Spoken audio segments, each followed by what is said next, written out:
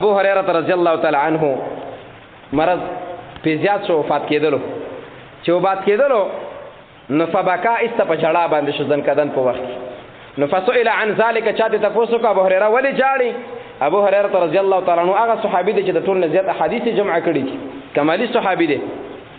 نو دی خلکو ته ویل انی لا ابکی علی دنیاکم هذه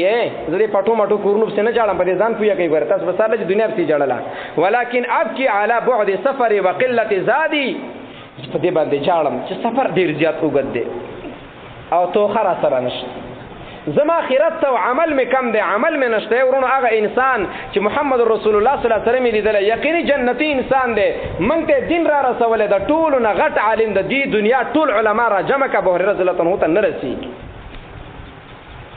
هغه شخصیت جاړي ولی جاړي وی سفر ډیر وګد دی او تو خره سره نشته دی او به فرمایل و انی اصبحت فی صعود محبط علی جنة و نار